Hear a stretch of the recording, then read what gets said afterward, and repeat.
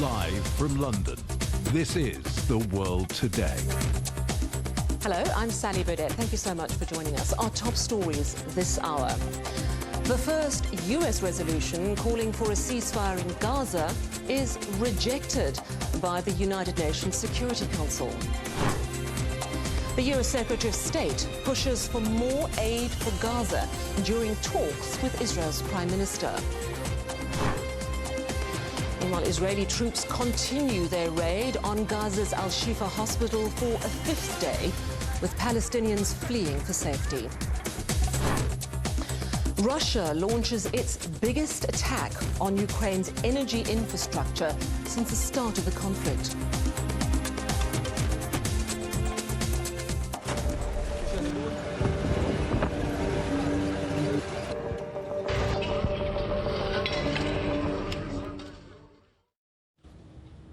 The United Nations Security Council has just rejected a draft resolution by the United States on a ceasefire in Gaza. The proposal had called for an immediate ceasefire tied to the release of hostages. It comes as talks continue between Hamas and Israel in Qatar. Now, Washington has previously vetoed 3 Security Council votes on ending the nearly 6-month war. This time, Russia and China were among the Security Council members who voted against this US-backed draft resolution. The White House has been ramping up pressure on Israel to halt its military campaign and allow the delivery of more humanitarian aid.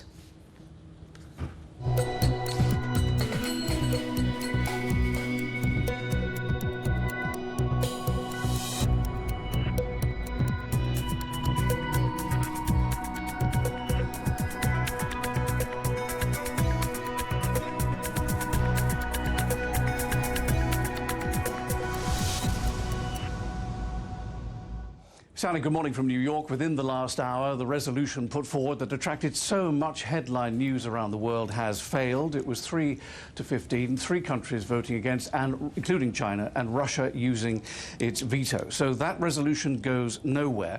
What was new about it is that the United States, for the first time, wrote into the resolution the words immediate and sustainable ceasefire.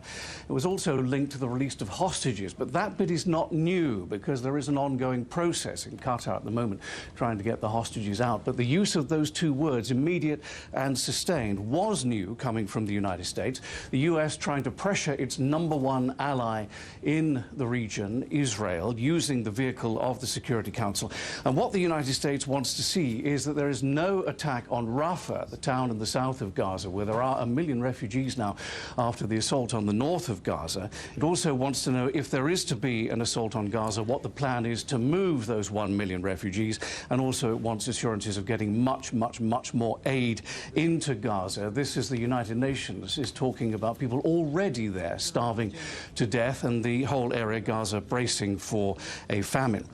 Now, the problem with this resolution was the headline said immediate and sustainable, but the words preceding those were determines the imperative of an immediate and sustainable ceasefire. And I know those words don't sound very much to you and me, but when you're writing international law, it can make all the difference. Remember, this is not the General Assembly, which is really a talking shop. This is the UN Security Council, which is the world body responsible for peace and security. And so words really are very important when you're writing these resolutions, and 3 members of the 15-member council clearly found that those words meant that the US was calling for an immediate and sustainable ceasefire, but didn't really mean it. And Vitaly Nebenzia, who is the Russian ambassador to the UN, said as much within the last half hour or so. So Russia used its veto. 2 others voted against.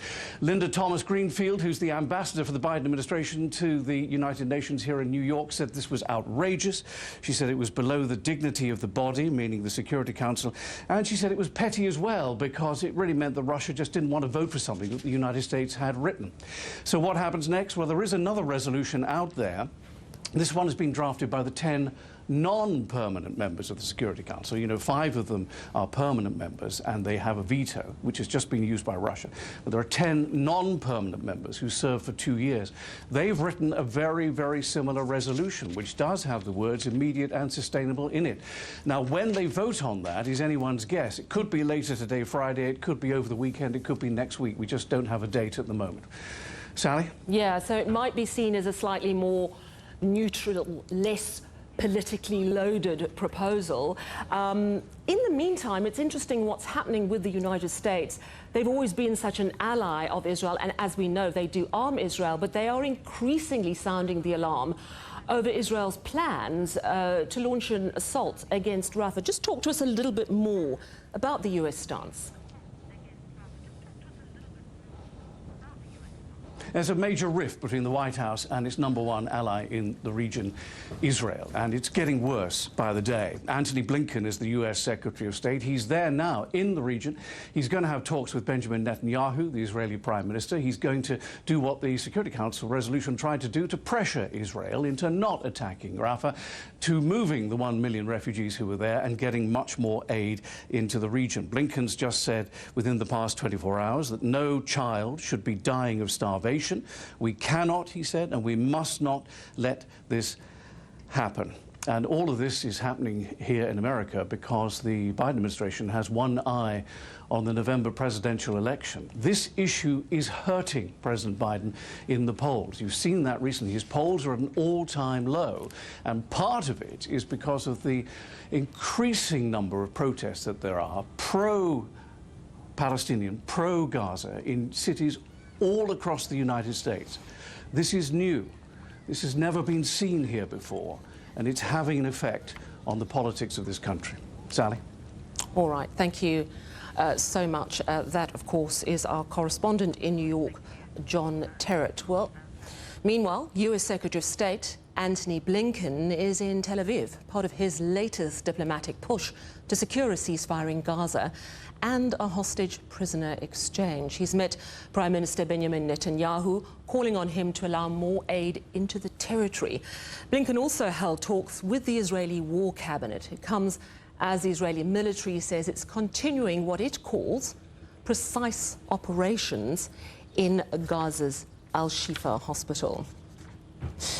Well, our correspondent, Alex Kedia, is in Tel Aviv now. Alex, thanks so much for joining us. I mean, this comes against the context of what's just happened at the UN Security Council, but I would imagine that what is happening on the ground with these diplomatic talks is so crucial. What's come out of Blinken's visit so far? Well, it was expected to be quite a tense, quite a fractious meeting between Benjamin Netanyahu, the Israeli Prime Minister, and Antony Blinken, the US Secretary of State, and that's exactly what happened. We heard from the Prime Minister's team that he had told Secretary of State Blinken that they will go into Rafah. The Israeli forces will have an operation into Rafah, that city in the south of Gaza, where more than 1 million people are crammed into 10% of the enclave. And Benjamin Netanyahu says that Israel hopes to have US support if they go into Rafah, but if not, they will go it alone. In return for that, we understand that Secretary Blinken warned Prime Minister Netanyahu that Israel's security and place in the world are in peril, and you might not realize it until it's too late. You need a coherent plan, or you're going to be stuck in Gaza. So very, very strong, fractious conversation there. We expected quite a lot of tension, but certainly this 6th visit by Antony Blinken, very different to the last 5 in the region. He's been speaking to Arab leaders as well across the Middle East, trying to come up with a more permanent plan for peace in Gaza, for peace in Israel. But clearly the relationship between the United States, as you just heard from John Terrett as well, is really getting worse and worse. Yeah, and what we're seeing is that the second raid on the Al-Shifa hospital continues by the Israelis, and there's this ongoing talk of the Israelis launching an operation in Rafah, which we know is where the majority of Gazans are now settled. Loads of children, real concern about what this might cause if Israel does go into Rafah. The US saying don't do it, but I'm wondering what the latest is on Israel's operations in the region, particularly in Al-Shifa. Well, very clearly the Al-Shifa raid is ongoing. We understand Israel has said it has either killed or captured hundreds of Hamas fighters in that raid on Al-Shifa hospital. The feeling from the Israelis is that this is a legitimate target which is being operated as a military base by Hamas. That is the position of the IDF, but it is also one of the only functioning medical facilities in the northern part of Gaza, where we've heard from the United Nations that 300,000 people, or at least there or thereabouts, could be on the verge of famine in just a matter of weeks. So certainly a very tense situation. We've also heard from reports from the Hamas-run health ministry in Gaza. They say that 160 people were killed and 600 arrested in that raid, including medical staff and displaced people. So very much a controversial, very high stakes and very dangerous operation led by the Israeli forces at one of the only functioning medical facilities in northern Gaza. All right, thank you very much. That's our correspondent in Tel Aviv. Well, let's speak now to our correspondent in Rafah, Akram Al-Satari. Akram, you know, we've been hearing so much about what the UN Security Council has been doing. They've failed to reach any resolution today. We know that Blinken is meeting in Israel. You're on the ground. This is where ordinary people are still trying to keep their lives together. Let's start with Al-Shifa Hospital. What is the latest there? Well, the precise operation that has been declared by the Israeli occupation army is not precise at all. They have been targeting buildings, surgery buildings, specialized surgery building, artery department. They have been targeting also the patients. Till now, they have around 240 patients who are held by the Israeli army, and some 10 medical staff who are also held by the Israeli army inside the buildings. People have been receiving, and media as well have been receiving, SOS Save Our Souls calls from the people who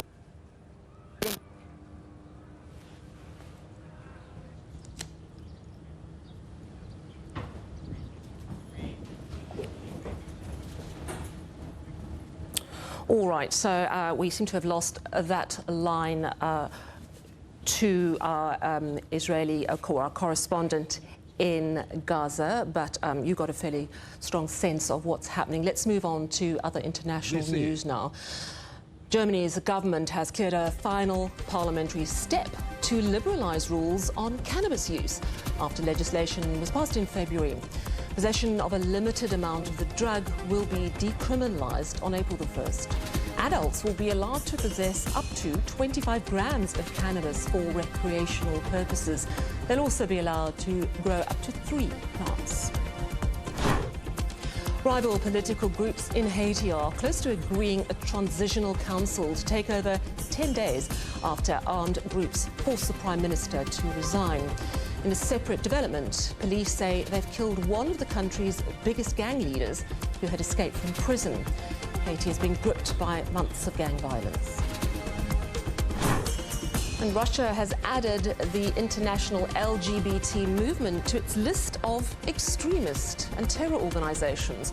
This follows a ruling by the country's Supreme Court in November, which said that LGBT activists should be designated as extremists. The list also includes Al-Qaeda, US tech giant Meta, and associates of the late opposition leader Alexei Navalny. Well, you're watching CGTN. Still ahead. Russia launches its biggest attack on Ukraine's energy infrastructure since the conflict started nearly over 2 years ago.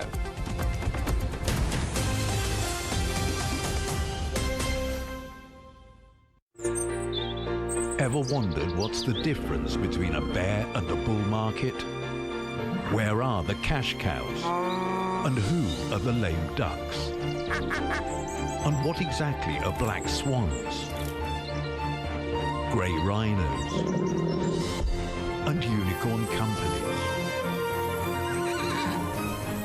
Make sense of it all with Global Business, only on CGTN. I think it should be more global cooperation. I would like to hear more the voice of the developing countries. Globalization has lifted more than 1 billion people out of poverty. The green transition has to happen. It's a necessity. For China and the United States are important powers in the world. What unites us is much more than what divides us. And I believe China is committed to this agenda. Join me, Juliet Mann, to set the agenda at these times every weekend on CGTN.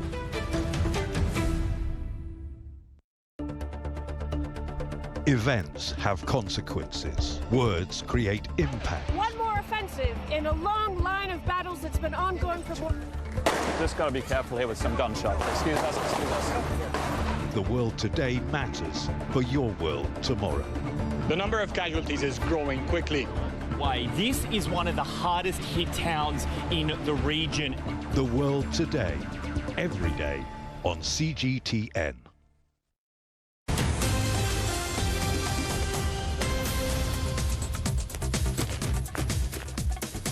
Welcome back. A reminder of our headlines. The first US resolution calling for a ceasefire in Gaza is rejected by the United Nations Security Council. The US Secretary of State pushes for more aid for Gaza during talks with Israel's Prime Minister. Israeli troops continue their raid on Gaza's Al-Shifa hospital for a 5th day, with Palestinians fleeing in search of safety.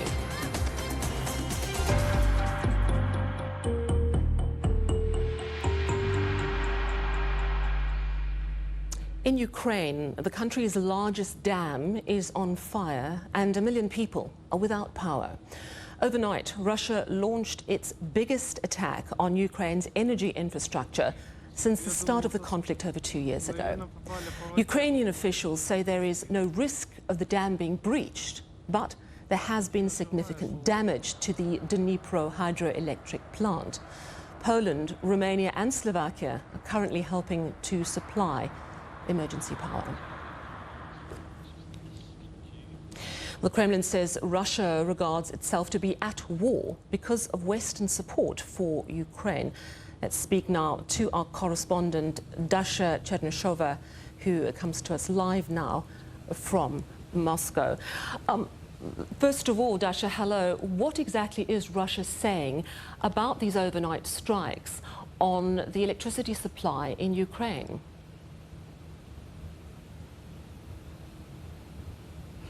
Well, we have the confirmation from the Russian Ministry of Defense suggesting that Russia has carried out a massive strike with long-range, high-precision weapons against the objects of the Ukrainian energy infrastructure, against the objects of the Ukrainian military-industrial complex, railroads, arsenals, places of the deployment of the Ukrainian military, as well as foreign mercenaries. All strikes, Moscow says, have been successful. It also adds that between the 16th and the 22nd of March, the Russian army carried out 49 strikes with high-precision weapons, including with the Kinzhal hypersonic missiles, in response to the Ukrainian attacks against the Russian border regions of Belgorod, Bryansk and Kursk that have been under the increased fire from the Ukrainian side over the course of the past week.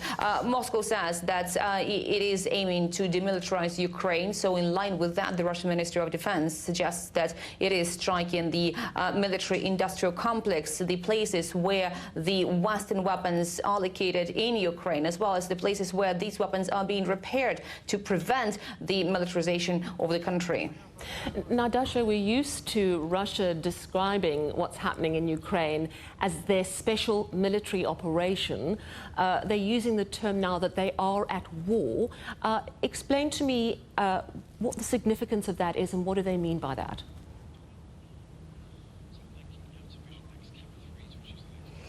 Well, as we have heard the Kremlin suggesting that Moscow is in the state of war with the West. However, the activities, the military activities in Ukraine are still to be legally described as Russia's special military operation in Ukraine. The idea of Moscow being at war, the Kremlin has explained, is because Moscow has seen the Western countries engaging in the conflict in Ukraine so intensively that Moscow is now fighting the collective West, as Russia often describes it. suspended. In the meantime, nothing changes in terms of the legal status of the operation, but de facto, Kremlin spokesman Dmitry Peskov said that Russia is indeed in the state of war. But what is going to happen now, Moscow suggests, is that the operation will have to continue until all goals are achieved. That has always been the Russian position, but Moscow insists that the Western countries have to understand the futility of the efforts of supplying more and more weapons to Ukraine, and also underlines that the Western countries are now wary of those supplies to Ukraine, seeing no result. But at the same time, Moscow also highlights that they are following all the comments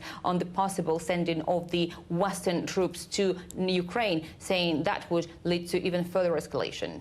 All right, thank you so much. That's Dasha Chernyshova, our correspondent in Moscow. Well, the conflict in Ukraine has led to a war of words between France and Russia this week. This comes as European leaders are meeting in Brussels. Our correspondent in Brussels, Stuart Smith, can tell us more. Stuart, good day to you. Thanks so much for joining us. So, France seems to be taking a more hard line regarding Russia. Just tell us what's going on exactly.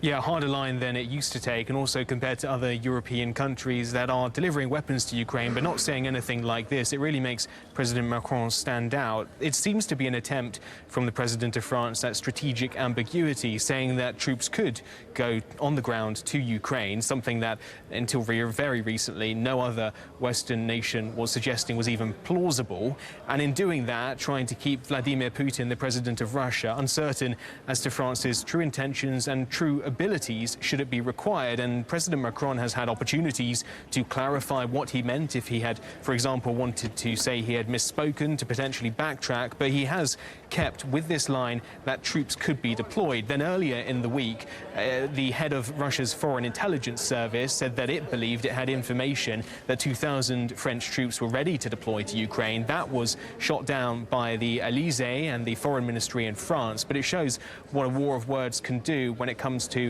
such sensitive matters. As to why he's doing it, well, he suggested that there is a lot of uncertainty about what will happen in November with the potential for a new president in the White House in the United States, and that could mean that Europe needs to take a different approach to this fight in Ukraine, more than perhaps just delivering weapons. And he's also suggested that he would like to show Ukraine that it does have the West's full support, that it will go to whatever lengths are required to defend itself from Russia. But one thing that's interesting here is that Ukraine has never asked Western troops to be deployed on its territory, and still it insists, even with the comments from Macron, all it's asking for is money, ammunition and weapons. It's not asking for a Western troop presence.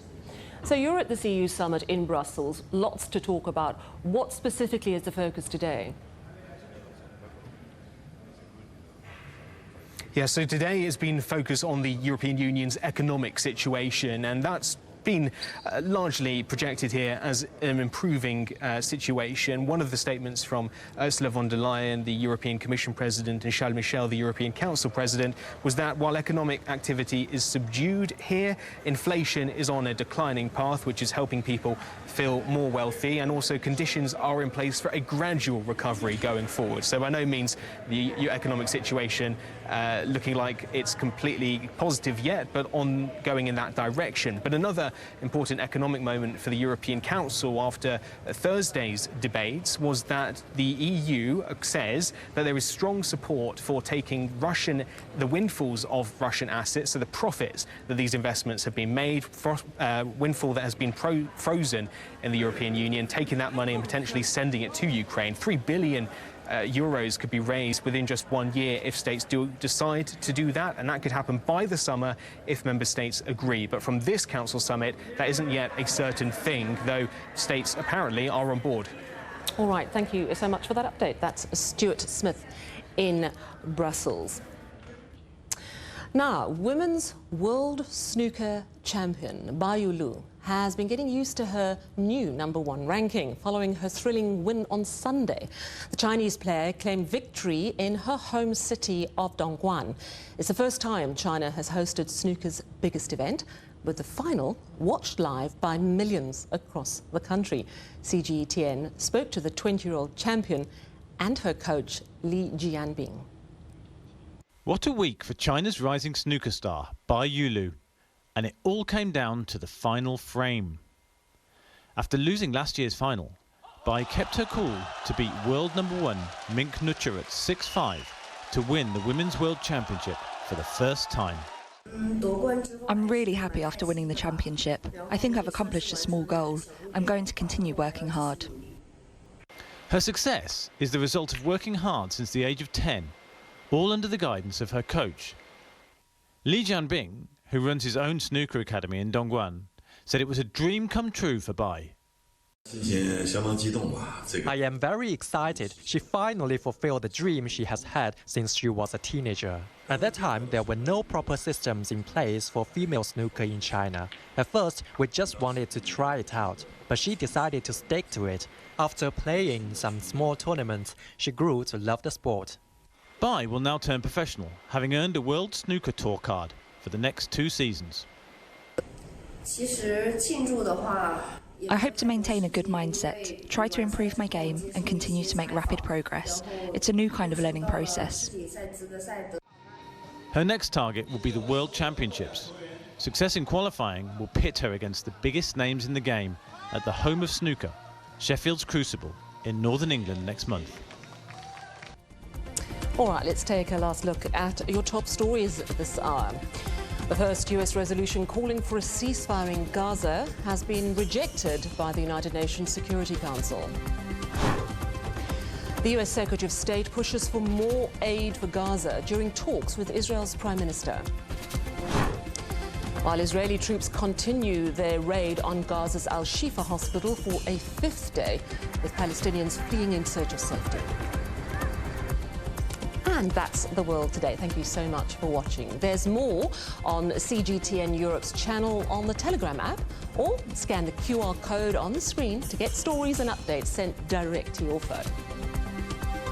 We're back with more news at the top of the hour. Coming up next, it's World Insight. For now, from all of the team in London, goodbye.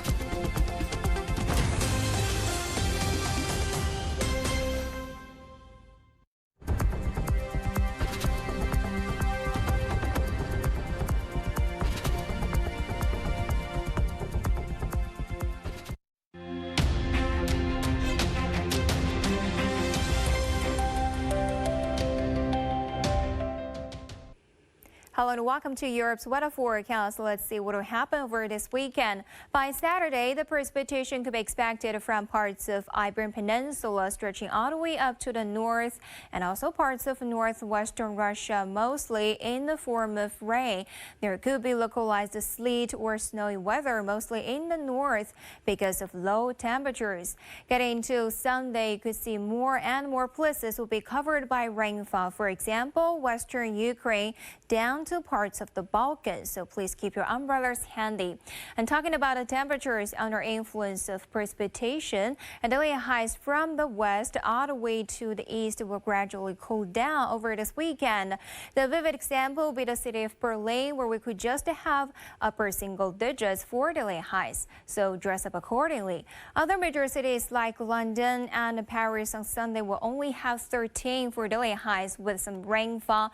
On the contrary, Madrid will still have 26 for the maximum temperature, overcast sky to partly sunny sky. Lisbon, you're going to have 24 to 12 with a chance of light rain. While moving to Central Europe, also rain chances for cities like Brussels, Berlin and Vienna on Sunday, up to Warsaw, 9 to -1 with a chance of sleet.